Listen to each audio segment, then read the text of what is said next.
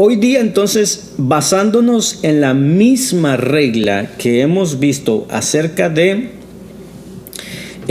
tomar las palabras en su contexto, es decir, los versículos anteriores y posteriores, para poder tener una correcta interpretación de las Escrituras, vamos a ver qué es lo que nos dice Mateo 12, del versículo 22 al 29, que ahí nuevamente viene Jesús y habla de atar, pero aquí se refiere a atar al hombre fuerte. ¿Amén? Entonces vamos a leer los versículos ahí en Mateo capítulo 12, versículo 22 al 29. ¿Amén? Para que lo podamos entender. Tenga lista su Biblia, hermano, ahí, porque vamos a leer unos cuantos versículos, unos cuantos pasajes, y así podemos entender un poquito. Amén. Dice así la palabra de Dios. Dice, entonces, dice, fue traído, voy a leer la versión Reina Valera. Los que tienen su Biblia Reina Valera, vamos a usar esa versión. Dice, entonces fue traído a él un endemoniado, ciego y mudo, y le sanó, de tal manera que el ciego y mudo veía y hablaba, y toda la gente estaba atónita y decía, ¿será este el hijo de David? Mas los fariseos al oírlo decían, este no echa fuera a los demonios, sino por Belcebú, príncipe de los demonios.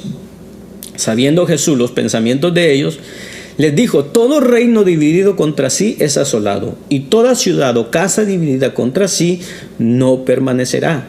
Y si Satanás echa fuera a Satanás, contra sí mismo está dividido. ¿Cómo pues permanecerá su reino? Y si yo echo fuera a los demonios por Belcebú, ¿por quién los echan vuestros hijos? Por tanto, ellos serán vuestros jueces. Pero si yo, por el Espíritu de Dios, echo fuera a los demonios, ciertamente ha llegado a vosotros el reino de Dios. Y entonces viene el versículo que vamos a analizar. Porque, ¿cómo puede alguno entrar en la casa del hombre fuerte y saquear sus bienes si primero no le ata? Y entonces podrá saquear su casa. El que no es conmigo, contra mí es. El que conmigo no recoge, desparrama. Por tanto os digo, todo pecado de blasfemia será perdonado a los hombres, mas la blasfemia contra el Espíritu Santo no le será perdonada. A cualquiera que dijere alguna palabra contra el Hijo del Hombre le será perdonada, pero aquel que hable contra el Espíritu no le será perdonado, ni en este siglo ni en el venidero. O haced el árbol bueno y su fruto bueno, o haced el árbol malo y su fruto malo, porque por el fruto se conoce el árbol. Amén. Entonces, vamos a analizar estos versos conforme a estas reglas que hemos visto aquí. ¿De qué nos habla aquí atar al hombre fuerte? Y entonces vemos las reglas fundamentales que hemos visto, que es la Biblia es su propio intérprete. Esa es la regla fundamental que hemos visto. También, número 1, se deben tomar las palabras en sentido figurado. Número 2, tomar las frases o las palabras en el sentido que indican el conjunto de palabras que la rodean la frase. Y número 3, tomar las palabras en su contexto, es decir, los versículos anteriores y los versículos posteriores, para tener una mejor interpretación de las Escrituras. Hasta ahorita, esas son las 3 reglas que hemos visto acerca de lo que es la hermenéutica. Para comprender ciertas partes de la Biblia, ciertos versículos, entenderlos un poquito más. Ahora, para empezar, se toma este verso y dice, ¿cómo puede entrar en la casa del hombre fuerte y saquear sus bienes si primero no le ata? Y entonces podrá saquear su casa. ¿Qué quiso decir Jesús aquí en este versículo de atar al hombre fuerte? ¿De qué nos habla este versículo? Y entonces aquí yo les pregunto a ustedes y ustedes me responden, porque así funciona, ¿no? ¿Qué quiso decir Jesús entonces con atar al hombre fuerte en el versículo 29 que acabamos de leer. Porque ¿cómo puede alguno entrar en la casa del hombre fuerte y saquear sus bienes si primero no le ata? Y entonces podrá saquear su casa. ¿Qué nos quiso decir Jesús aquí? Amén. Y no sé si alguien quiere opinar o si no, le pregunto a alguien directamente. Hermana Elisa. Sí, Dios les bendiga. Amén. Pienso, ¿no?, que, por ejemplo, cuando nosotros queremos evangelizar o hablar de Cristo, entonces muchas veces nosotros vamos y queremos como convencer a la persona y no nos damos cuenta que es algo más espiritual, que muchas veces el enemigo, en este caso el diablo, o sea, puede poner tropiezos para que la palabra de Dios no llegue a su corazón.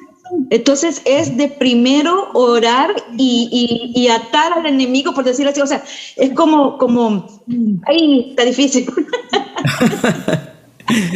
Sí, o sea, es como primero ver lo espiritual antes de querer convencerlo. No sé si me explico. Amén, amén. Entonces, primero, antes de hablarle a una persona, usted sugeriría orar, atar al hombre sí. Amén. Vamos, entonces. ¿Alguien más quisiera opinar? Pastor, entonces en este versículo exactamente está como haciendo la suite, o sea, está continuando él en explicar por qué, o sea, él no puede estar echando demonios en el nombre de Belzebú. Y entonces este versículo específicamente habla de que hasta como dando, como hacer un exorcismo casi, o sea, que hay que atar y echar fuera a un demonio. Simplemente está hablando de echar fuera un demonio y o sea, que no los está echando fuera en nombre de Belzebú porque no puede, o sea, si no explica que no, o sea, no se divide en sí mismo un equipo o un reino. El reino, la casa o una familia, dice aquí. Amén. Ok. Entonces está como reconfirmando lo que dice arriba de que no puede echar fuera al demonio si primero no lo ata. Sí. Después, no sé, lo que acaba de decir la hermana, se podría también utilizar metafóricamente, sacando otros versos, pero sí, específicamente, literalmente está diciendo eso. Amén. ¿Alguien más? Amén, hermana Gudelia. Yo encontré en Juan 10 que dice, el ladrón no viene sino para hurtar, matar y destruir. Mas Cristo vino a darnos abundancia de vida. Se cree que Satanás es el hombre fuerte que esclaviza a las personas al pecado. Pero era necesario que viniera otro más fuerte y lo atara. Ahora nos debemos preguntar, ¿quién es el hombre fuerte? Sino Cristo, solo Cristo. Lucas 11, 21, 22 nos aclara. Cuando el hombre fuerte, armado, guarda su palacio, en paz está lo que posee. El verso 22 dice, pero cuando viene otro más fuerte que él, lo vence, le quita todas sus armas en que confiara y reparte el botín. Satanás es el hombre fuerte que tenía reinado en este mundo de pecado y gobernaba sobre todos. Pero cuando vino Cristo, el hombre más fuerte, porque él es el dueño de la creación, entonces ató al hombre fuerte. Amén. Entonces, se concluiría entonces que se necesitaba que Jesús viniera para atar al hombre fuerte. Amén. ¿Alguien más? ¿Alguien más? Yo lo que entiendo aquí dice, porque ¿cómo puede alguno entrar en la casa del hombre fuerte? Nosotros humanamente no podemos entrar, es solamente el Espíritu Santo que puede entrar ahí y puede ir a sacar lo malo y lo malo va a salir por medio de la palabra. Amén. Eso. Bueno, entonces, ¿qué es lo que? No sé si hay alguien más o si no, ¿estamos bien? Ok, bueno. Vamos entonces. para entender esto, entonces vamos a aplicar las reglas que hemos aprendido hasta ahorita. Y lo que estamos viendo es el contexto, o sea, leer antes y leer después para entender lo que se está diciendo. Entonces, si empezamos desde el verso 1 al 8, de ahí de Mateo 12, del mismo capítulo, Mateo 12, del 1 al 8, Jesús empieza a hablar. Bueno, hay una discusión que se está dando acerca del día sábado, del día de reposo. Y dice, en aquel tiempo iba Jesús por los sembrados en un día de reposo. Y sus discípulos tuvieron hambre y comenzaron a arrancar espigas y a comer. Viéndolo los fariseos le dijeron, he aquí tus discípulos hacen lo que no es ilícito hacer en el día de reposo. Pero él les dijo, ¿no habéis leído lo que hizo David cuando él y los que estaban con él tuvieron hambre? ¿Cómo entró en la casa de Dios y comió los panes de la proposición que no les era lícito comer ni a él ni a los que estaban con él, sino solamente a los sacerdotes? ¿O no habéis leído en la ley cómo en el día de reposo los sacerdotes en el templo profanaban el día de reposo y son sin culpa? Pues os digo que uno mayor que el templo está aquí. Y si supieses qué significa misericordia quiero y no sacrificio, no condenarías al inocente o a los inocentes, porque el Hijo del Hombre es Señor del día de reposo. Entonces, del versículo 1 al 8, Jesús nos habla entonces, o se viene hablando de que Jesús es Señor del día de reposo. Ahora, este tema del día del reposo o del descanso empieza un poquito antes, en el capítulo 11, versículo 25 al 30. Que Jesús habla de venid a mí y descansad. Más precisamente el versículo 28 y en adelante, que dice, venid a mí todos los que estáis trabajados y cargados y yo os haré descansar. Llevad mi yugo sobre vosotros y aprended de mí, que soy manso y humilde de corazón, y hallaréis descanso para vuestras almas, porque mi yugo es fácil y ligera mi carga. Jesús está hablando de las cargas.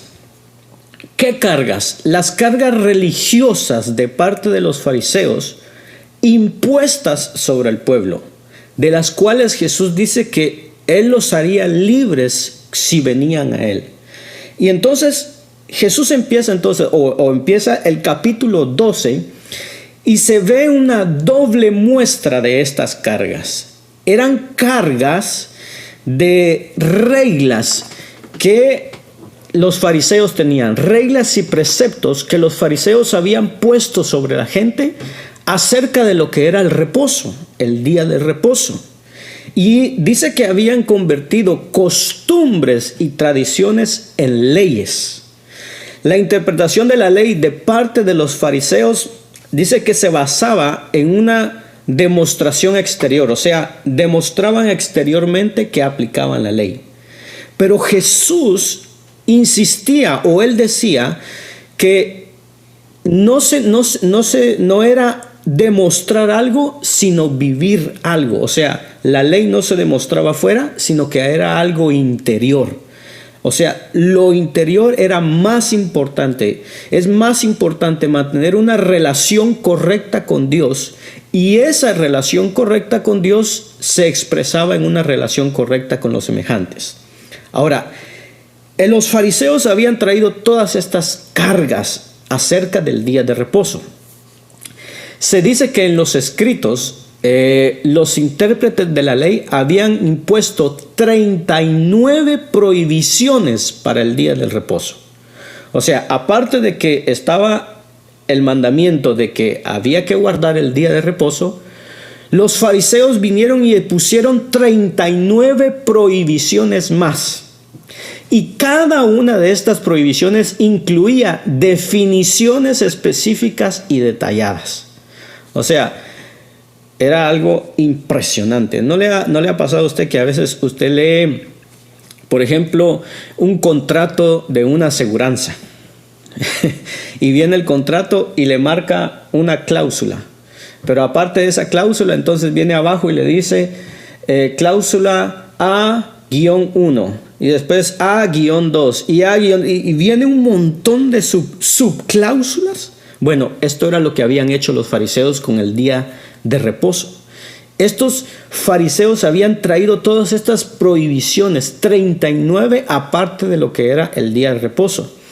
Y según la interpretación farisaica de la ley, estaba prohibido arrancar espigas en el día de reposo, o sea, el sábado. Estos fariseos dice que eran estudiantes religiosos, maestros y defensores de la ley de Dios que buscaban aplicar esa ley en cada detalle de la vida. Y creían que su obediencia a la ley les ayudaba a ganarse el favor y la justicia de Dios. Ahora, mire cómo eran cómo era la hipocresía de ellos. En el versículo 1 dice: en aquel tiempo iba Jesús por los sembrados en un día de reposo. Y el verso 2 dice: viendo los fariseos le dijeron. O sea, se entiende que Jesús, sus discípulos y la gente y los fariseos iban siguiendo a Jesús por los sembrados. Pero sus prohibiciones consideraban que todo viaje que excediera los 2000 pasos en día de reposo, o sea, sábado, era considerado trabajo. Y por lo tanto, no estaba permitido.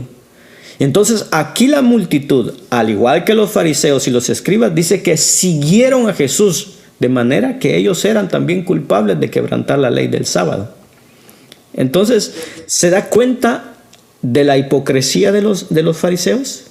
Porque ellos iban siguiendo a Jesús y según ellos, una persona que viajaba o hacía un viaje que excediera los 2000 pasos en ese día, el día del reposo, era considerado trabajo y era prohibido en el día de reposo. Pero dice que ellos iban siguiendo a Jesús. Entonces, se ve la hipocresía de ellos. Ahora, vemos aquí entonces, ¿cuál era la acusación de los fariseos? ¿Qué era lo que los fariseos estaban acusándole a Jesús? O más que todo, que estaban acusando a los discípulos. ¿De qué los estaban acusando? De arrancar espigas para comer, ¿cuándo? En el día de reposo. Esa era la acusación que tenían los fariseos hacia los discípulos. Ustedes están arrancando espigas en el día de reposo. Ahora, hay tres cosas que dirigían o que distinguían a los judíos de los gentiles y que para los judíos era una cosa sagrada. Número 1, el templo. Número 2, la ley. Y número 3, el día de reposo. Y en este capítulo se menciona esto: el templo, la ley y el día de reposo. Ahora, ¿era prohibido por la ley lo que los discípulos de Jesús hacían? Según la ley, era prohibido lo que estaban haciendo los discípulos. Recuerda que los discípulos, ahí en el versículo 1 dice que iba por los sembrados. Jesús iba por los sembrados un día de reposo y sus discípulos tuvieron hambre y comenzaron a arrancar espigas y a comer. Esta era la acusación de los fariseos, que ellos comenzaron a arrancar espigas para comer. Ahora, ¿es que esto era prohibido por la ley? Sí. ¿Sí? Ça faisait partie des 10 commandements. De los 10 mandamientos. ¿Cuál mandamiento era ese? Que el día domingo se iba a descansar. Día domingo. O el sábado, perdón. que el día sábado se iba a descansar. Ok, bueno. Deuteronomio capítulo 23, versículo 25. Recuerde que las prohibiciones que tenían los fariseos eran prohibiciones según sus costumbres y tradiciones. No hacían parte de lo que eran los mandamientos. Deuteronomio 23, 25. ¿Qué nos dice Deuteronomio 23, 25? Si alguien me lo puede leer. Dice, de igual manera, si entra a un campo de trigo ajeno, tiene derecho a arrancar con la mano todas las espigas que quiera, pero no podrá cortarlas con ninguna herramienta. Amén. Entonces, ¿Era permitido para los discípulos lo que estaban haciendo?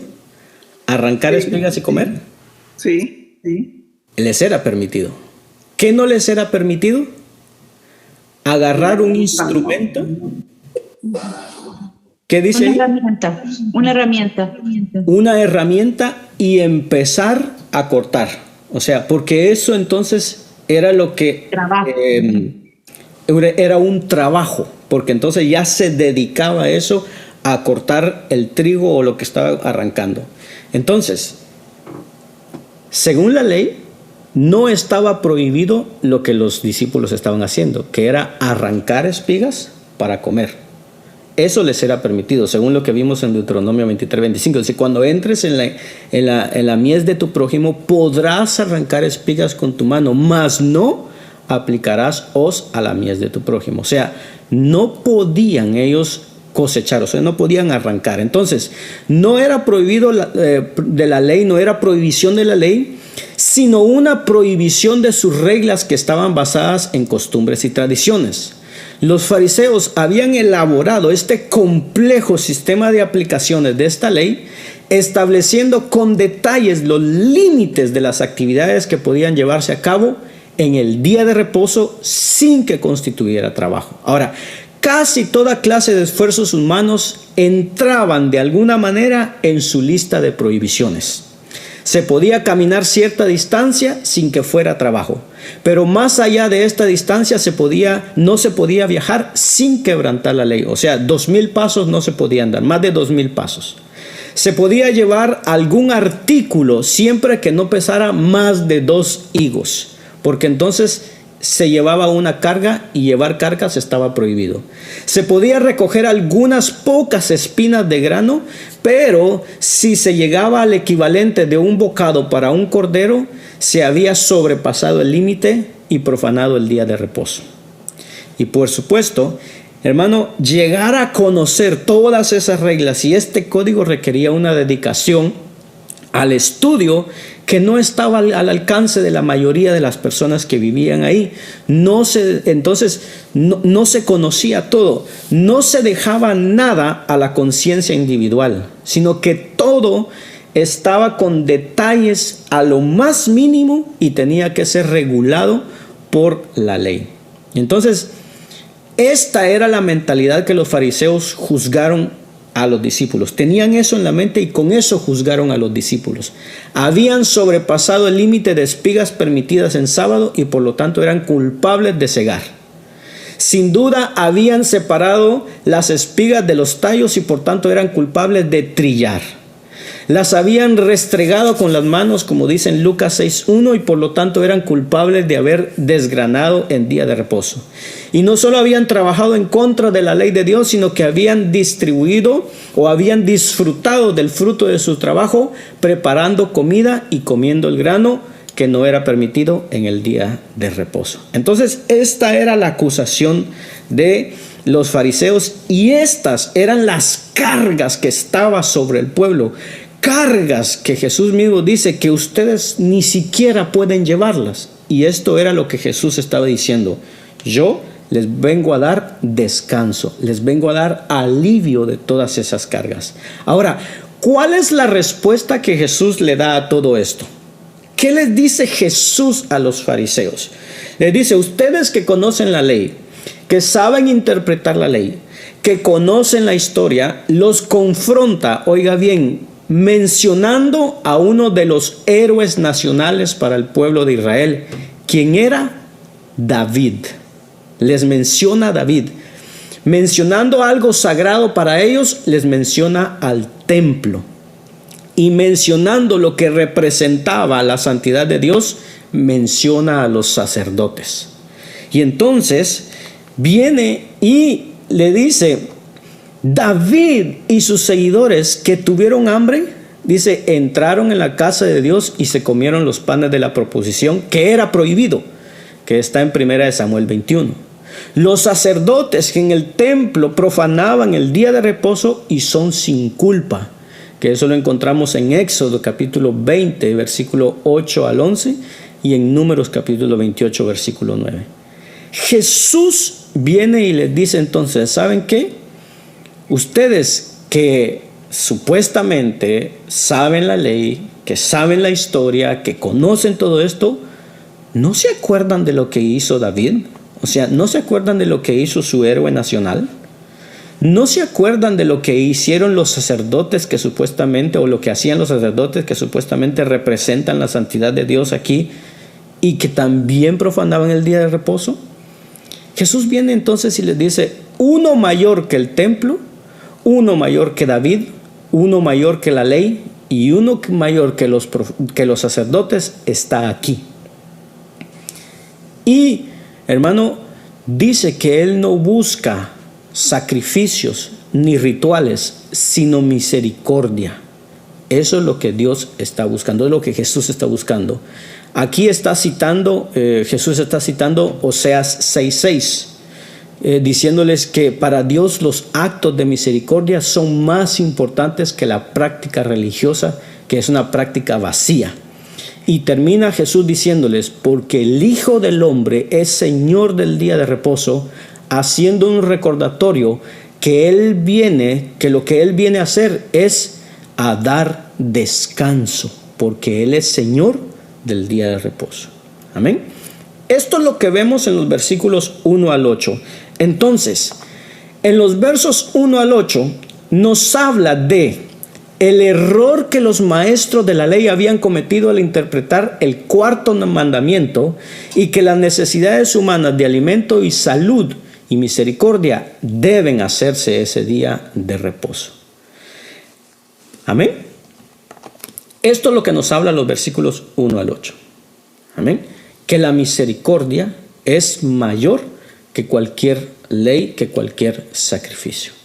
De los versos 9 al 14, viene nuevamente hablando los fariseos nuevamente. Versos 9 al 14 del capítulo 12 dice, pasando de ahí, ¿de dónde? De donde estaban comiendo, en el campo. Dice, vino a la sinagoga de ellos. Y he aquí allí uno que tenía seca una mano. Y preguntaron a Jesús para poder acusarle, ¿es lícito sanar en el día de reposo? Él les dijo, ¿qué hombre habrá de vosotros que tenga una oveja y si ésta cayere en un hoyo en día de reposo, no le eche mano y la levante? Pero ¿cuánto más vale un hombre que una oveja? Por consiguiente, es lícito hacer el bien en los días de reposo. Entonces dijo a aquel hombre, extiende tu mano, y la extendió, y le fue restaurada sana como la otra. Y salidos los fariseos tuvieron consejo contra Jesús para destruirle.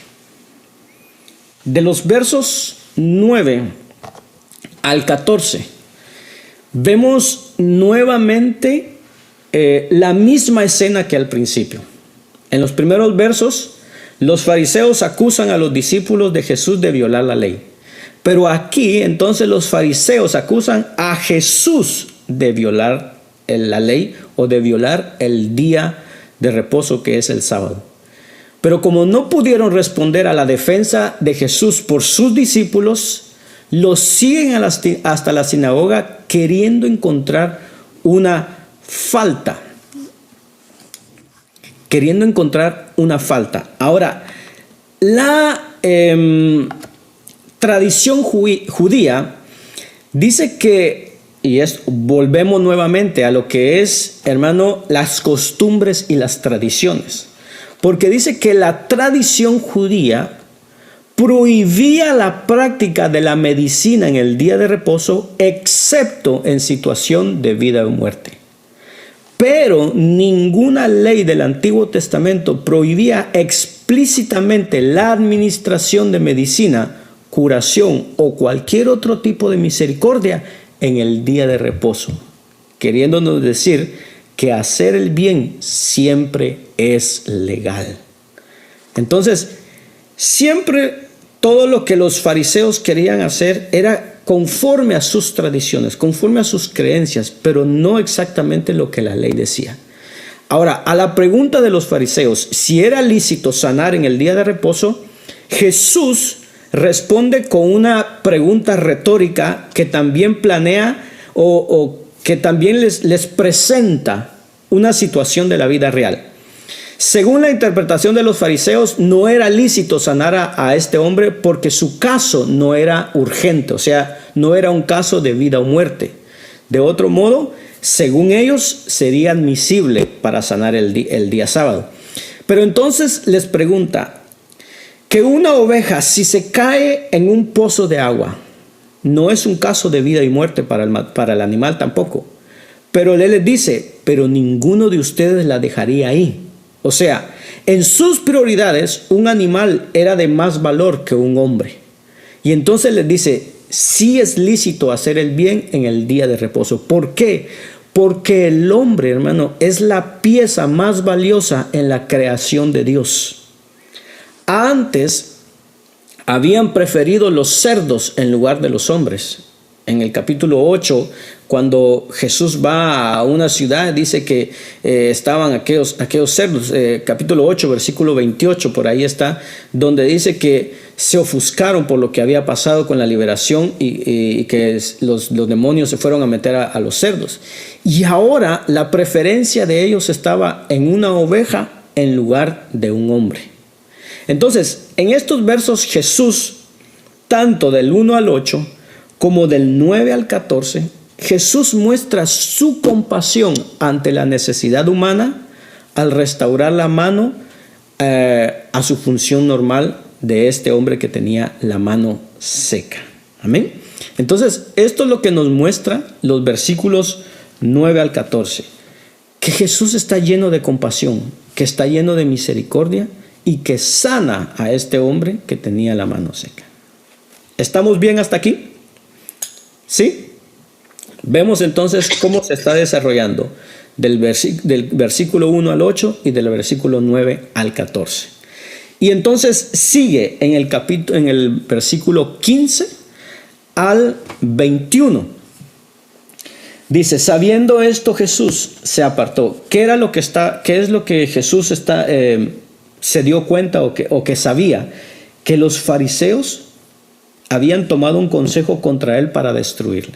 Eso es lo que Jesús dice. Entonces, sabiendo esto, Jesús dice, se apartó de ahí y le siguió mucha gente y sanaba a todos.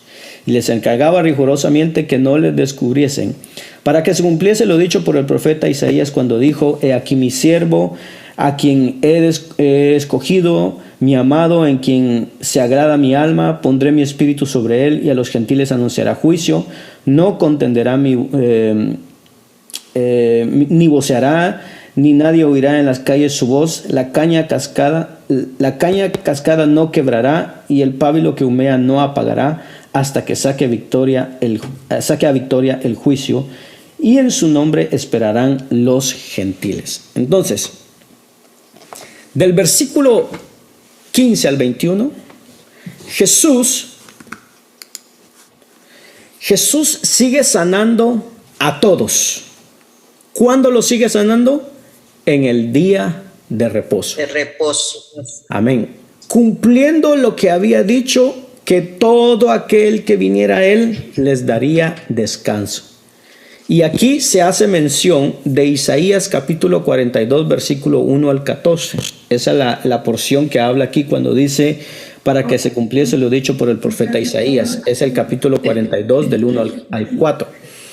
Para demostrar que al contrario de las expectativas que tenían los religiosos de que el Mesías vendría con poder político, con un ejército para liberarlos y con guerra, él llegaría con mansedumbre, humilde y mostrando misericordia incluso a los...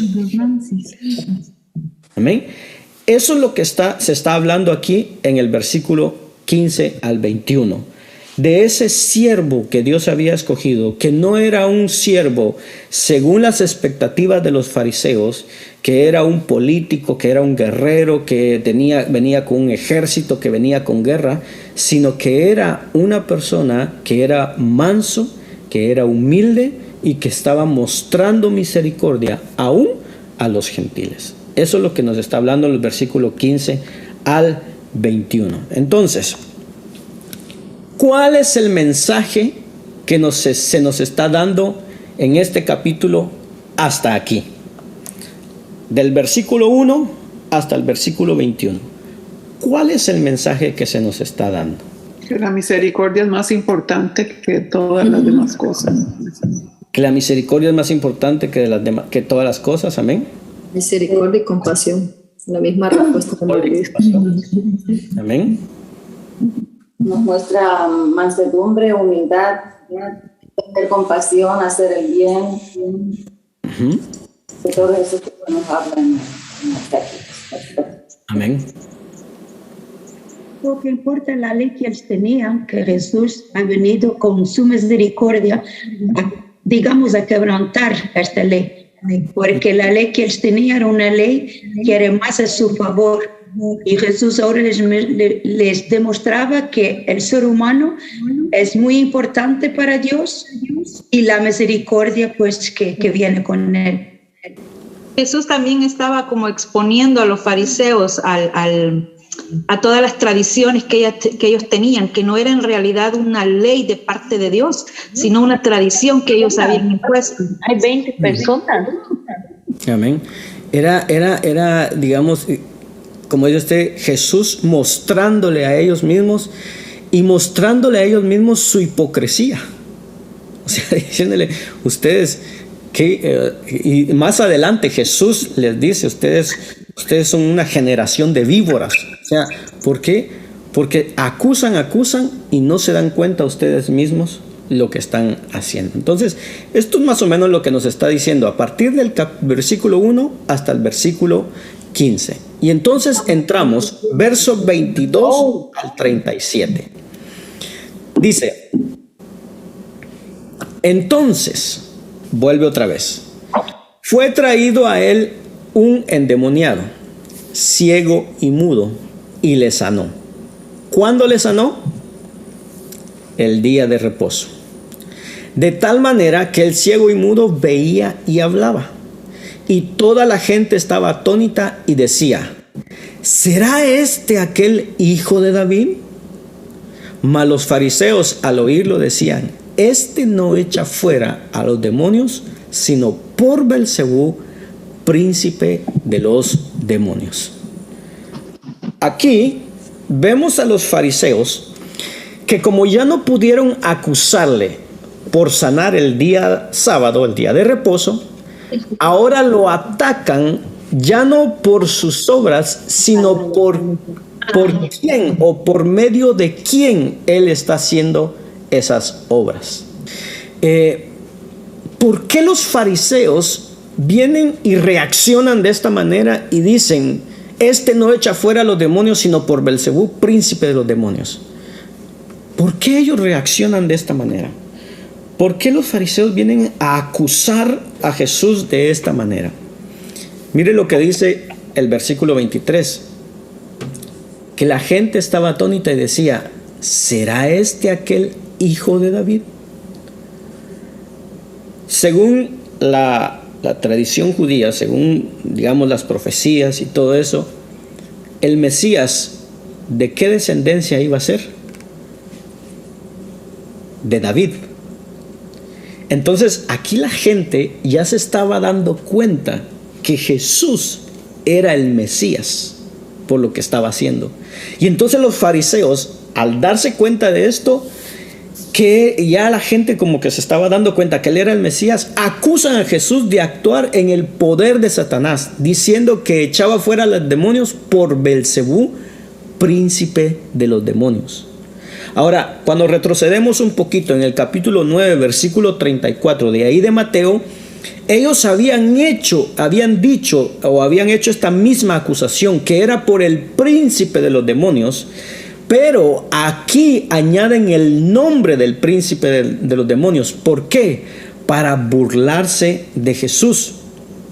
Y mire qué interesante esto, porque dice que este nombre de Belcebú es una versión burlona del nombre Baal-Zebul, que significa Señor de la Mosca, el dios de los cananeos. Los judíos lo cambiaron por Baal-Zebul, que era Señor de la Morada, porque así se parecía a Baal Zebel, que era señor del excremento. Y este es el nombre ofensivo y hasta blasfemo que se atrevían a aplicar ahora a Jesús. ¿Para qué? Para contrarrestar lo que la gente estaba diciendo. ¿No será este el hijo de David? ¿No será este el Mesías que había de venir? Ahora, no para ahí, porque la interpretación de este insulto era para evitar el hecho de que Jesús era el hijo de David y que Jesús actuaba no en el poder de Satanás, sino que Satanás mismo estaba dentro de él. Eso era lo que los fariseos estaban diciendo. O sea, que Jesús estaba poseído por Satanás y que, hermano, echaba fuera a los demonios, pero porque Satanás mismo estaba en él, o él mismo era Satanás. Eso es lo que se están diciendo.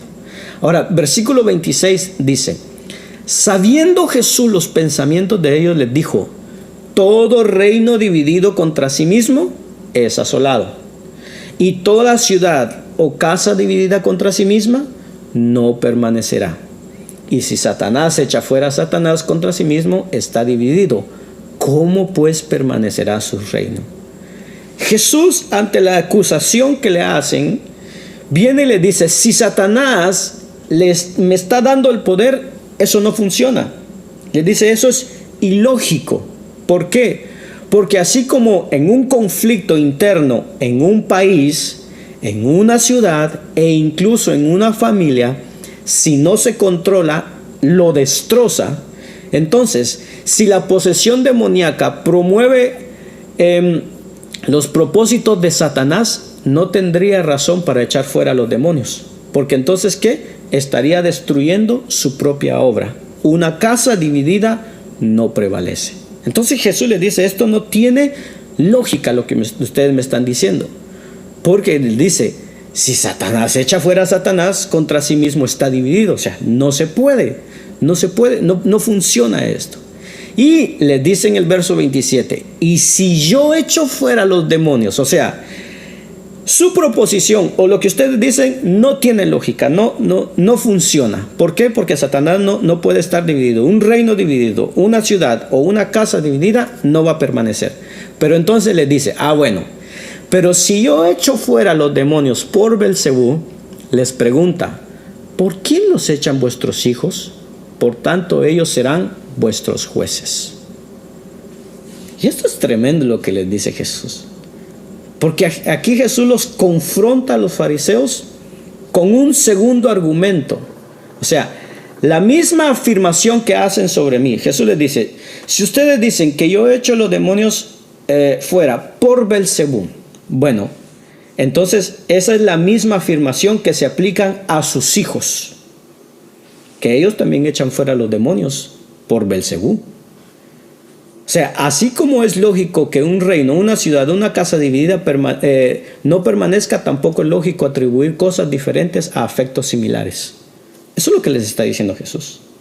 Ahora, se dice que cuando Jesús estaba aquí en la tierra, habían otros exorcistas judíos que también estaban aquí, que hacían lo mismo. Lo único que el método que ellos utilizaban no era el mismo que utilizaba Jesús, sino que ellos utilizaban unos métodos extraños.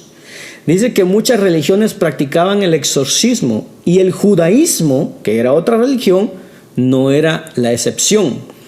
Y cuando uno mira la Biblia, más tarde se ven algunos exorcistas, dice que utilizaban el nombre de Jesús como si fuera un amuleto mágico para expulsar fuera a los demonios. Mateo 7:22, Jesús dice que algunos vendrían y le dirían: Señor, pero en tu nombre echamos fuera demonios. Pero él dice que él no los conocería. En Hechos 19 también se nos relata otra historia acerca de la expulsión de demonios. Pero aquí en ese tiempo habían unos exorcistas que practicaban ciertos métodos. Y es aquí donde entra a veces lo que es los libros apócrifos que no están dentro de la Biblia.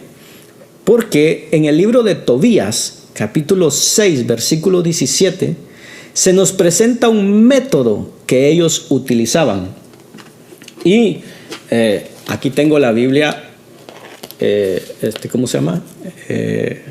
Católica, el libro de Tobías, para leerles qué era lo que ellos hacían. Dice, Tobías capítulo 6, versículo 17, dice: cuando entres en la habitación nupcial, oiga bien, toma el hígado y el corazón del pescado y colócalo sobre las brasas en que se quema el incienso. El olor se esparcirá y cuando el demonio lo huela, saldrá huyendo y nunca más volverá a su lado. Dice que, para resumirles un poco qué era lo que estaba diciendo, dice que el héroe de la historia, que era Rafael, debía casarse con una mujer que se llamaba Sara. Pero esta mujer era amada por un demonio que por celos dice que había matado a todos los maridos, a los 7 maridos anteriores que esta mujer había tenido, cada uno en la noche de las bodas. Ahora, ¿cómo conseguir que lo mismo no le ocurriera a Tobías? Entonces dice que va y le pregunta al ángel Rafael. Y Tobías dice que tomó el hígado y el corazón de un pez y los puso sobre las brasas para que sacara un olor o un perfume. Entonces el olor del pez expulsó, dice, al demonio, que escapó por los aires de la región de Egipto. Eso lo dice también en el capítulo que sigue, Tobías 8, 1 al 4. O sea, cuando Tobías lo hizo, el demonio se fue y se fue a los aires de la región de Egipto. Y los exorcistas del tiempo de Jesús seguían este modelo y utilizaban olores para expulsar a los demonios. Esto era lo que hacían también, estos métodos utilizaban. Pero no solo eso, sino que también se dice que habían raíces mágicas y encantamientos salomónicos que se utilizaban para sacar fuera demonios. Y estos métodos eran los que empleaban los exorcistas en tiempos de Jesús. Ahora, ¿qué más parecían brujerías o prácticas del vudú? En contraste a estos ritos, Jesús lo hacía con autoridad por el Espíritu de Dios. Ahora, ¿cuál de estos dos métodos se presta más a confundirse con algo diabólico? ¿Lo que hacían los judíos o lo que hacía Jesús? Entonces, Jesús les da a entender y les dice, ok, bueno, si yo hago por el Espíritu de Dios estas cosas, si yo libero a este hombre por el Espíritu de Dios y ustedes lo interpretan como origen satánico, Jesús les dice, ¿qué se puede decir de los métodos que sus hijos emplean? Eso es lo que Jesús les está diciendo. Y cuando se refería a sus hijos, no era específicamente a sus hijos físicos, sino que se estaba refiriendo a sus discípulos, o sea, a los discípulos de los fariseos. Jesús los exhorta a que vayan y les dicen, ok, si yo lo hago por Belcebú, ustedes vayan y pregúntenle a sus exorcistas qué es más válido, usar raíces, olores o encantamientos que solo funcionan algunas veces, o la autoridad de Jesús que funciona siempre. Jesús les dice, vayan y pregúntenle a ver qué opinan ellos, que ellos sean los jueces de esto. Y si ellos apoyan el veredicto de los fariseos, que Jesús echaba fuera a los demonios por Belcebú, pues ellos mismos se estaban condenando, porque ellos también lo estaban haciendo por Belcebú. O sea, por eso le dice, ellos serán vuestros jueces. Pero si la acusación es falsa, ellos estarían condenando a sus propios maestros y dándole la razón a Jesús. En cualquier de los dos casos, los fariseos quedarían mal. Y esto es lo que Jesús les está diciendo cuando en el versículo 27 le dice, y si yo echo fuera los demonios por Belcebú, ¿por quién los echarán vuestros hijos? Por tanto, ellos serán vuestros jueces. Mire cómo Jesús exhorta, o mire cómo Jesús confronta a estos fariseos con sus propias formas de hacer las cosas. Amén. ¿Alguna pregunta hasta aquí, hermanos? ¿O entendemos un poquito cómo se está desarrollando? Cristian. Pastor, no es una pregunta, pero cuando estaba viendo el capítulo, encontré también concerniente a lo que usted está hablando ahorita, para agregar que antes también, y creo que todavía al día de hoy, pero antes era muy común que se sacaban demonios invocando a alguien más, simplemente, o sea, en el nombre de Jesús, porque en hechos así tratan de los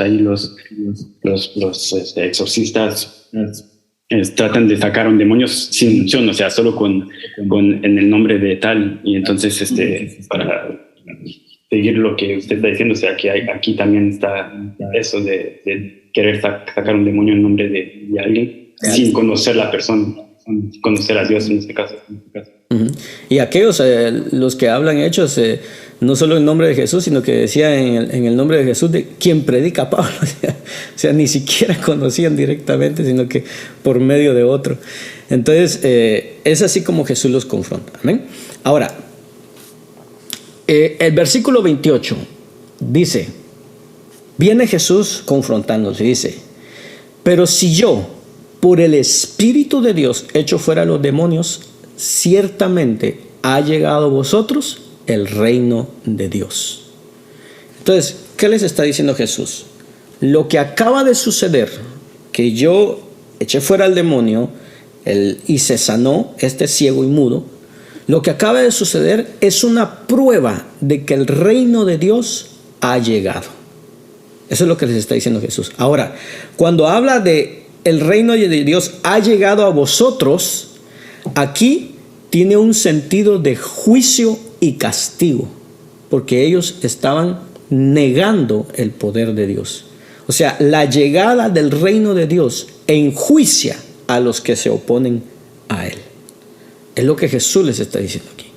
Y entonces entramos al versículo 29, que es entonces, porque ¿cómo puede alguno entrar en casa del hombre fuerte y saquear sus bienes si primero no le ata y entonces podrá saquear su casa? ¿Qué quiso decir Jesús con atar al hombre fuerte? Según todo lo que acabamos de ver, todo desde el versículo 1 hasta el versículo 29. ¿Qué quiso decir Jesús entonces? Jesús acaba de explicar que sus obras son una evidencia del acercamiento del reino de Dios. Pero entonces, ¿qué quiso decir Jesús con atar al hombre fuerte? Le pregunto, ¿qué hizo Jesús durante su ministerio terrenal? Mientras estuvo aquí en la tierra Jesús, ¿qué fue lo que hizo? Sanar, liberar, predicar. Caminó sobre el agua. Caminó sobre la...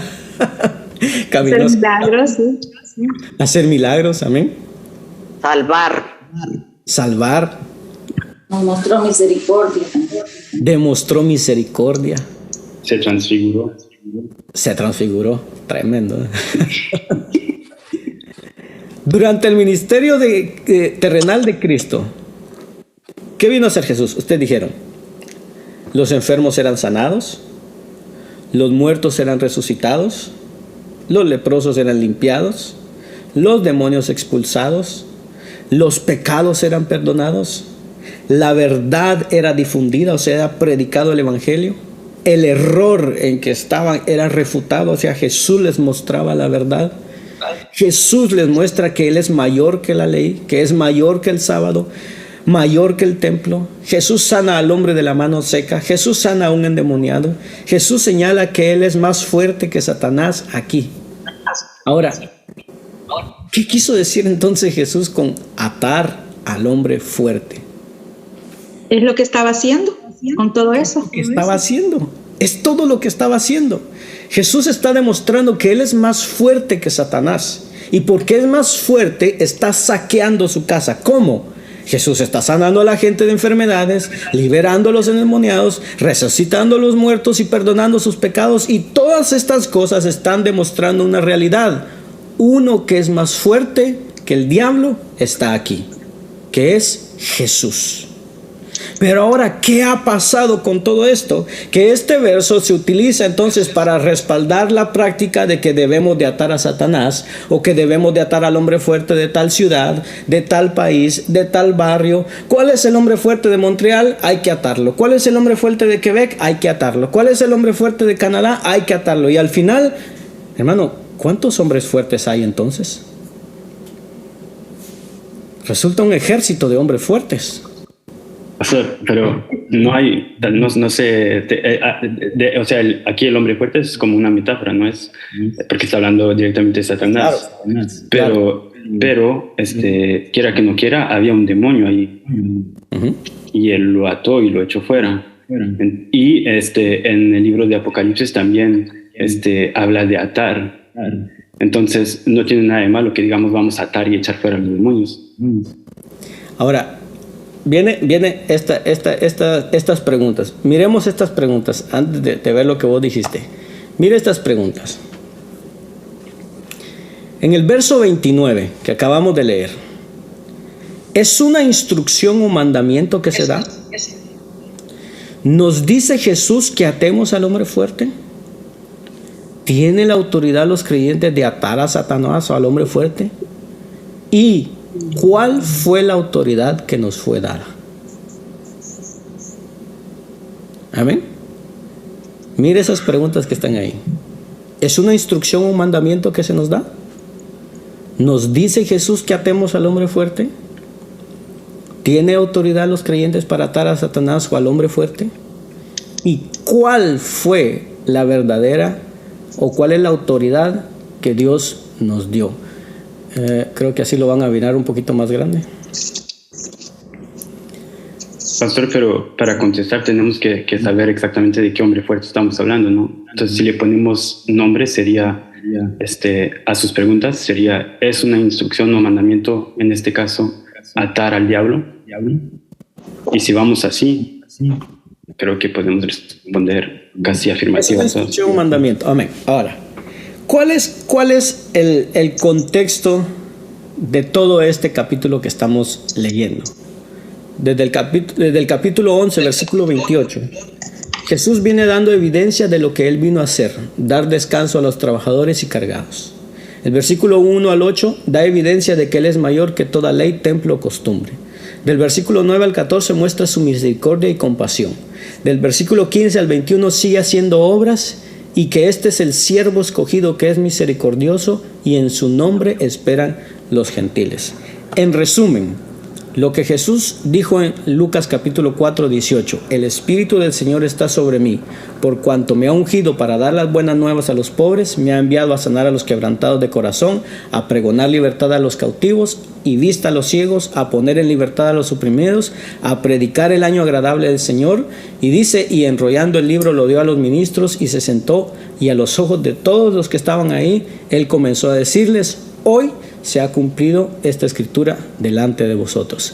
¿De qué nos habla el verso 29? De todo lo que Jesús vino a hacer por la gente y sobre todo, oiga, este texto nos habla de la muerte en la cruz y la resurrección de entre los muertos. Jesús está entrando, hermano, de esta manera en el territorio de Satanás, saqueando la casa del maligno y liberando a los cautivos. Y esto que acaba de suceder es una evidencia de que el dueño de la casa ha sido atado previamente y dejado indefenso. Y lo realiza, hermano, dando una evidencia, porque él tiene el poder de atar al hombre fuerte con ataduras. Está claro que la liberación de los endemoniados significa que Jesús tiene poderes superiores a los de Satanás. Lo que es imposible para los hombres, Jesús lo hace. Jesús está haciendo todo esto porque por medio de su encarnación, de su victoria sobre el diablo, primeramente en el desierto, cuando pasó las tentaciones, de sus palabras de autoridad dirigidas a los demonios, por medio de toda actividad ha comenzado a atar a Belcebú con ataduras, restringiéndolo de su poder que iba a ser más reforzado por medio de su victoria sobre la cruz del Calvario. y en la resurrección y la ascensión y coronación de Jesucristo. Amén. De esto nos está hablando atar al hombre fuerte. Entonces, cuando vemos las preguntas, ¿es una instrucción que nos es dada? ¿Jesús nos manda a atar? No dice ahí que nos manda a atar. Pero, pastor, ¿en este versículo o en general? ¿Cómo decís? ¿En este versículo o en general? ¿En general? En general sí nos manda a echar fuera demonios. ¿Cómo dijiste? A echar fuera demonios. A echar fuera demonios. Pero en Apocalipsis habla de atar también. Ok, ¿quién lo ata? Creo que Dios. Ok, entonces usted lo que quiere dar a entender es que nosotros no tenemos autoridad para atar. No. La autoridad que Jesús nos ha dado es echar fuera demonios. Esa es la autoridad que nos es dada. Si vamos a Marcos capítulo 16, versículo 15 y 17. ¿Cuál fue la instrucción de Jesús? Marcos capítulo 16, versículo 15 al 17. Esta es la instrucción de Jesús para sus discípulos y todos los que venían. Y Jesús les dijo, Marcos 16, 15 al 17. Id por todo el mundo y predicad el evangelio a toda criatura. El que creyere y fuere bautizado será salvo, mas el que no creyere será condenado. Y estas señales seguirán a los que creen. En mi nombre atarán demonios. Echarán fuera. Echarán fuera demonios. Y hablarán nuevas lenguas. Entonces, este verso 29 nos habla de la victoria de Jesús sobre Satanás. Porque a partir de ahí se nos fue dicho, vayan por todo el mundo predicando en mi nombre. Y atarán, dice, y echarán. No hay un momento en la Biblia en que los discípulos, apóstoles o la iglesia se mire atando demonios. Siempre es echando fuera demonios. ¿Sí? Hermana Elisa. Sí, tengo muchas dudas. La Biblia dice que nosotros haríamos mayores cosas que Jesús, ¿no? O sea, el hecho de la Biblia no se me dice que yo puedo atar, pero tampoco se me dice que no puedo. Entonces, o sea, no sé cómo poder interpretar que yo no tengo la autoridad de atar cuando la Biblia no me lo prohíbe y me dice la Biblia que yo voy a hacer cosas más grandes de las que Jesús hizo. Ahora, el versículo que usted está mencionando es otra cosa también. Cuando Jesús dice que haremos mayores cosas de las que Él hizo. ¿Cómo se llama? Sería otra parte que tendríamos que estudiarla y tendríamos que verla según el contexto de lo que está hablando Jesús para poder entender cuáles son esas cosas mayores que Jesús nos dice que podemos hacer. Ahora, sí, podría decirle que no prohíbe la Biblia de que atemos. Ahora, yo le pregunto, ¿qué sacaríamos nosotros con atar? ¿Cuál sería el beneficio de atar? ¿Y cuál sería el beneficio de echar fuera? Ok. Como usted dijo, atar es dejar como inmóvil a alguien, ¿no? Si yo ato a alguien, lo dejo inmóvil, no puede hacer nada. Y si yo digo, Jesús ató al demonio, es que ya está inmóvil, no puede hacer nada. Sin embargo, sí está haciendo. Está haciendo porque porque Dios se lo permite. Entonces no está atado. Sí está atado, pero ahora, cuando nosotros vamos a ver qué significa atar, atar es como una limitación, tiene un límite, tiene una barrera. De aquí no puedes pasar, es un límite que se le ha puesto. Jesús sigue, perdón. El diablo sigue actuando. Satanás sigue obrando con poder limitado hasta la segunda venida de Cristo, pero su destino ya está fijado. El destino de él ya está escrito, ya está a dónde va a ir y cuál será su castigo. Jesús en la cruz ató, derrotó a Satanás. Entonces Él es mayor que Satanás. Y nada sucede. Dice que ninguna hoja cae sin que Él lo sepa. Nada sucede y nada se mueve si Dios no lo permite. O sea, todo lo que el enemigo, todo lo que el diablo, todo lo que Satanás está haciendo ahorita es porque es la permisión de Dios que lo está haciendo. Porque si Dios no se lo permite, no lo hace. Porque entonces, imagínense, y esa es la soberanía de Dios, ese es el poder de Dios. Porque si Dios no lo tuviera controlado, pues entonces prácticamente, ¿qué fue lo que vino a hacer Jesús aquí a la tierra? Su muerte fue en vano. Entonces Jesús lo ató, Jesús lo limitó, Jesús le puso una barrera en el momento de su muerte, de su resurrección. Ahí lo expuso, dice, ante todos, y los derrotó a todos. Ahora, ¿Satanás sigue obrando? Sí, sigue obrando. Sigue engañando a la gente. Y lo vemos cómo está el mundo. O sea, lo sigue engañando. Y aún, dice la Biblia, aún los escogidos pueden llegar a ser, ¿cómo se llama? Engañados. Ahora, eso es parte de la permisión que tiene de parte de Dios para seguir actuando. Pero ya está limitado. Ya tiene una barrera, un límite hasta dónde llega. Ahora, por eso le digo, ¿qué tiene más beneficio en esto? ¿Yo ato o yo saco? Yo lo expulsar, sacar fuera al demonio. Y esa es la autoridad que nos es delegada de parte de Jesús. Ustedes ahora vayan y echen fuera los demonios. Saquen los demonios. Ahora, por eso le digo, cuando uno mira el resto de lo que es los discípulos, los apóstoles y la iglesia, nunca se mira un verso donde diga están atando demonios. Siempre es echando fuera a los demonios. ¿Ven? ¿Estamos bien? Sí, ya no, sí, ya le comprendí, o sea, Cristo vino a atarlo, como a darle hasta cierto límite, y ahora nosotros, aprovechando que ya está atado, o sea, podemos, pero le hago yo una pregunta. ¿Sí? Si alguien, por ejemplo, dice, atamos, no sé, atamos aquí en Montreal, ¿verdad? Al hombre fuerte o a los demonios. ¿Es que no va a suceder? Pero ¿cómo se llama? Imagínense, o sea, ¿qué hombre fuerte hay tendríamos que empezar a decir, bueno, ¿qué hombre fuerte hay en Montreal? Y si nos vamos para Toronto, bueno, aquí hay otro hombre fuerte, hay que atarlo también. Entonces, a cada ciudad y a cada lugar que vamos atando y atando y atando.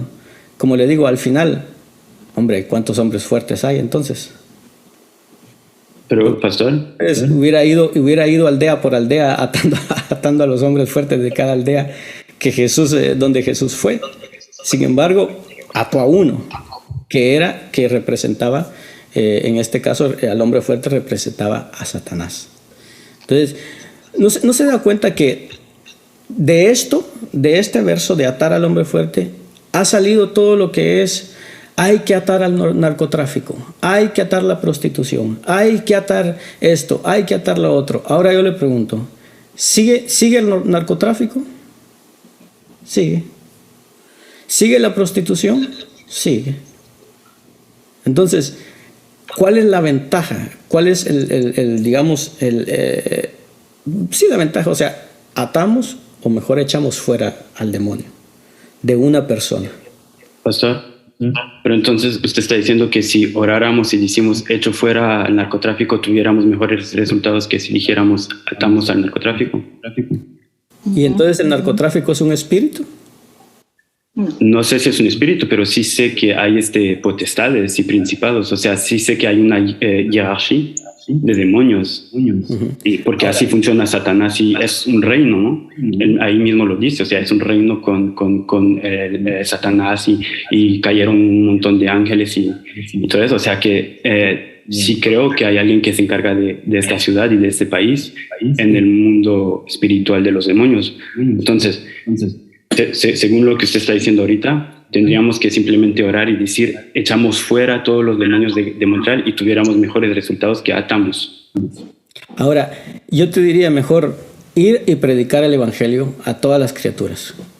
Ir y predicar el evangelio a las personas. Y la persona que esté poseída por un demonio, echar fuera al demonio. Sí, pero el uno no quita el otro, ¿no? O sea, de aquí a que me encuentre a todos los narcos de Montreal, a todos los pandilleros, o sea, sí, entiendo, pero también creo que Jesús no fue a ver a todos los enfermos. Hubo el caso de... Venían a él. No, pero hubo un enfermo que él no se desplazó a verlo, sino que oró y creo que era un centurión, y cuando el centurión llegó, o sea, ya estaba sano. O sea, hay muchas formas de hacer las cosas de Dios, o sea, la Biblia nos inspira a eso, ¿no? Y si yo me agarro de la fe de este verso, ¿por qué no orar y echarlos fuera? O sea, y si atar es un problema, pues dejemos de decir atar y echémoslo fuera, pero igual hagámoslo hasta que suceda, es fe, ¿no? Y otra cosa que me viene es que, o sea, sí, Dios ya nos dio la autoridad de hacerlo. Entonces, nosotros somos quienes le ponemos límites al diablo de cierta parte, porque somos nosotros los que estamos trabajando. O sea, en el ejemplo que usted acaba de decir, ¿por qué no predicar? Pues sí, o sea, sí sería una forma. Entonces, mientras no prediquemos, el diablo agarra más territorio, ¿no? Entonces, lo estamos delimitando de cierta forma. Pero como dijiste, o sea, si yo me pongo a decir, echamos fuera el espíritu de narcotráfico, nada va a suceder. O sea, si yo no voy a buscar al narcotraficante y le predico la palabra. Uno no sabe eso. Uno no sabe eso, porque si yo tengo fe y de aquí a saber, o sea, ¿cómo le llama a usted ese pecado de narcotráfico? O sea, o sea, es más que, o sea, hay un demonio atrás de eso. No sé si se le llama, se llama narcotráfico el demonio, pero... Ahora, aquí está el punto, y aquí dijiste algo interesante. Digamos, una persona que es mentirosa. Una persona que es mentirosa. Que se sabe que la persona es mentirosa, que se ha descubierto que es mentirosa y que ella misma sabe que es mentirosa. Y entonces vamos nosotros y decimos, te atamos, demonio de mentira. ¿Va a dejar de mentir? Agarremos un ejemplo más simple. El dinero. Sabemos que se llama mamón. Que ¿por qué no podemos atar a mamón? Ok. Y ahí está el punto, mira. Todo a veces lo hemos convertido en espíritu. Espíritu de mentira, espíritu de mamón, espíritu de adulterio, espíritu de fornicación, espíritu de esto. Y claro, sí está claro que puede haber un espíritu ahí detrás. Eso es claro, que puede estar dentro ahí. Pero, ¿por qué llegó ese espíritu ahí? ¿Cuál fue la causa de que ese espíritu llegara ahí? El pecado. El pecado, la promiscuidad de la persona. Si echa fuera el espíritu, la persona queda con la misma tendencia. Necesita arrepentirse, llegar a los pies de Dios, pedirle perdón a Dios para arrepentirse de sus pecados, porque así entonces puede ser libre.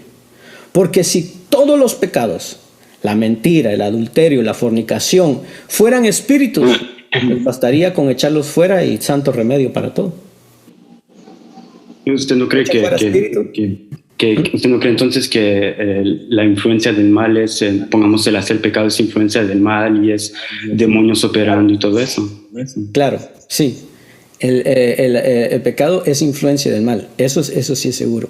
Pero el punto está, llega un momento, o sea, está el hacer el bien y el hacer el mal. Pero ¿quién toma la decisión en ese punto? Nosotros. Nosotros mismos. Yo tomo la decisión de hacer lo bueno o hacer lo malo. Si yo hago lo malo y sigo haciendo lo malo, es ahí donde entonces el mal empieza a tomar posesión de mí. Empieza a tomar una posesión de mí porque le estoy dando lugar a todas esas cosas. Por eso te digo, si los pecados, cualquiera sea, la mentira, el adulterio, la fornicación, cualquiera, si solo fueran espíritus, hombre, qué fácil sería la cosa. Porque entonces le decimos, echamos fuera de todos esos espíritus y se acabó el asunto. Se acabó todo. Creo que es fácil así, y así. Sí, es fácil. Pero sí, o sea, yo sí creo que es así, en el sentido de que es lo mismo de lo contrario. O sea, ¿quién puede ser santo si no es con el Espíritu Santo? ¿Quién puede hacer, o sea, quién puede hacer las señales de Dios? ¿Quién puede hacer, o sea, nadie lo puede hacer por sus propias fuerzas? O sea, tiene que habitar Dios en nosotros. De lo mismo, yo creo que nadie es capaz de hacer el mal, a menos que sean demonios. Ahora, no, porque dice que todos, Pablo dice que todos se desviaron, todos. No hay ni uno que haga el bien. O sea, aquí en la tierra ahorita no hay una persona que sea considerado justo o que debe decir, esta persona hace el bien. Hermana Elisa. Sí, para regresar a lo de atar, ¿verdad? Exactamente. Porque yo tengo, pastor, o sea, le voy a hacer así, me voy a confesar.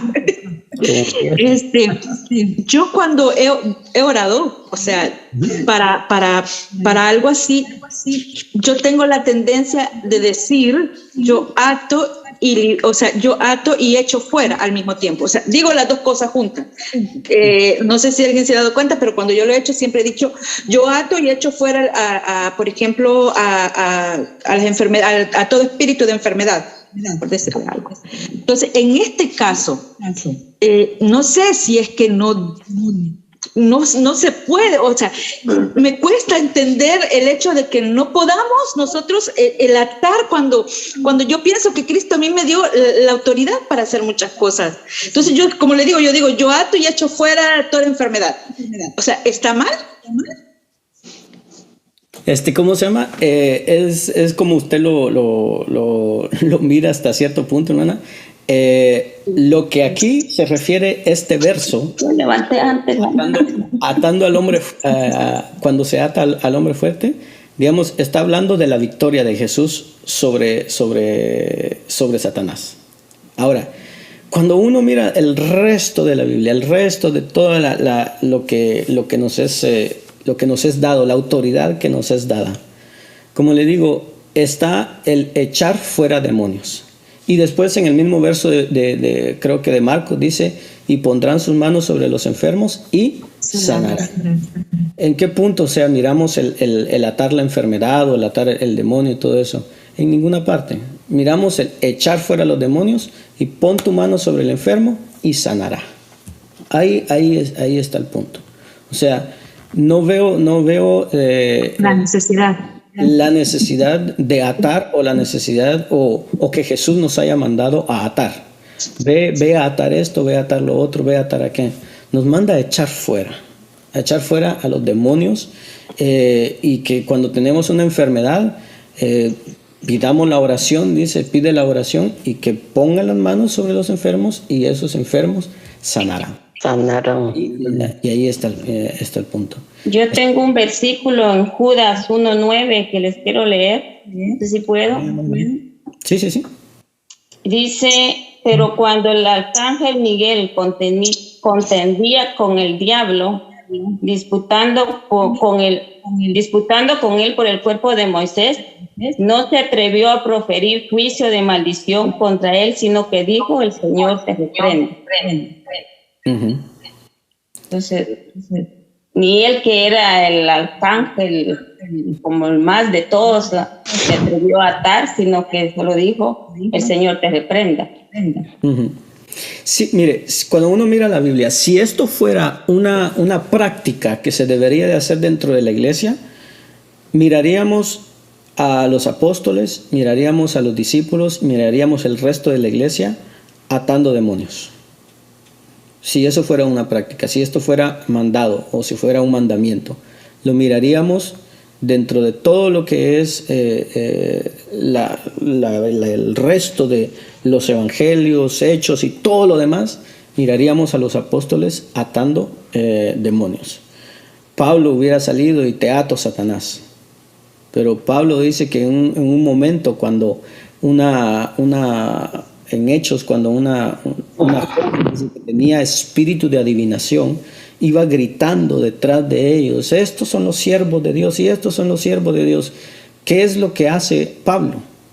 Dice que se voltea y le dice: te mando en el nombre de Jesucristo que salgas de ellos. ¿Qué está haciendo? Echando fuera al demonio. Entonces, si atar fuera una práctica, pues entonces miraríamos esto en el resto de la Biblia, en todo lo que sigue a partir de ahí de Mateo, los evangelios, Hechos de los Apóstoles, las cartas y todo. Y el atar que miramos al final es en Apocalipsis, que Cristian lo mencionaba, Apocalipsis 20, si no me equivoco, 20 o 21 por ahí, que es donde está, donde viene y el enemigo, el Satanás, es atado, pero es atado por medio de un ángel, que lo ata, el ángel, que le es dada la llave del abismo y una gran cadena para que ate a Satanás. Creo que es Apocalipsis 20 o Apocalipsis... Sí, Apocalipsis 20. 20. 1 al 2. 1 al 2 al 3. Y lo ató por 1000 años. Uh-huh. Dice: vio un ángel que descendía del cielo con la llave del abismo y una gran cadena en la mano, y prendió al dragón, la serpiente antigua, que es el diablo y Satanás, y lo ató por 1000 años. Por 1000 años. Pero fue un ángel. Exactamente. Es la otra mención que hay acerca de atar. Entonces, para mí, hermanos, creo que la autoridad que nos es dada de parte de Dios es echar fuera demonios. Y yo creo que hay una más grande ventaja en decir y echar fuera demonios que en atar. Porque Jesús ya lo ató. Jesús ya hizo la obra en la cruz del Calvario. Él ya la derrotó. Nosotros lo que tenemos que hacer es atar. Pero o sea, si vamos por etapas en lo que se refiere a esta autoridad, miremos la etapa de Marcos 16. Ir por todo el mundo y predicar el evangelio a toda criatura. Número 1. Después dice: el que creyere y fuere bautizado será salvo, mas el que no creyere será condenado. Y entonces estas señales seguirán a los que creen en mi nombre. En mi nombre echarán fuera demonios. Y ahí está. Esa es la autoridad que nos es dada. Me voy a atrever a hablar, no sé si estoy confundida, pero entiendo que Jesús es el hombre más fuerte. Ya ató a Satanás. Lo único que tenemos que hacer es orar para que la palabra de Dios impacte los corazones. Cuando el apóstol Pablo iba a predicar a ciudades atestadas de pecado, nunca pidió que oraran para reprender, atar o desatar, sino para que la palabra de Dios sea glorificada, como dice 2 Tesalonicenses 3:1. Pienso que el Señor Jesús fue un gran ejemplo para nosotros, y la misión de la iglesia no es atar, porque Cristo ya lo hizo. Él lo derrotó y lo ató. Nosotros ahora tenemos la responsabilidad de anunciar el evangelio a todos los lugares y a todas las criaturas, porque el poder y la unción del Señor a través de la palabra hace libre las almas que están esclavizadas. Quizá algún versículo en Lucas 10:19 se ha tergiversado o lo hemos entendido mal, pero dice: aquí os doy potestad de hollar serpientes y escorpiones y sobre toda fuerza del enemigo, y nada os dañará. concluimos en que Dios autorizó a hacer guerra espiritual, pero no dijo atacar. Y eso no quiere decir el pasaje. ¿Cómo hicieron los discípulos? Ellos nunca, como acabo de leer aquí en Tesalonicenses, ellos nunca pidieron ate, porque decimos atamos y echamos fuera, pero si atamos primero, ¿cómo se va a ir si está atado? No se puede mover. Ajá. Amén. Es todo. Amén. Amén. Gracias. Hermana Nancy. Yo lo que quería aportar en este momento es, como yo estaba leyendo en el capítulo 28 y 29, en realidad que nosotros antes de conocer al Señor, tenemos dentro de nosotros un hombre fuerte, un hombre lleno de maldad, un hombre que solamente Dios puede liberarnos. Y por eso creo que lo más importante es ir a orar por las personas y por nosotros mismos, se puede decir, para que nosotros, con la ayuda del Espíritu Santo, vamos purificando, limpiando todas esas áreas que muchas veces a nosotros nos ha costado o nos cuesta. Pero con esa gran ayuda del Señor podemos ser libres. Y muy importante de salir a predicar, porque dice el 28, dice, pero si yo por el Espíritu de Dios echo fuera a los demonios, ciertamente ha llegado a vosotros el reino de Dios. O sea que ahí es en donde nosotros entendemos que Dios vino a este mundo para morir, para ser crucificado y luego para ser exaltado. Y por medio de él nosotros tenemos esa salvación. Amén. Y aprendí que nunca más diré ato, no tengo poder. Echar fuera sí. Gracias, Pastor Josué. Ahora, mire qué tremendo, porque cuando vemos la Biblia, no hay un solo registro en que se echen fuera demonios en el nombre de Dios.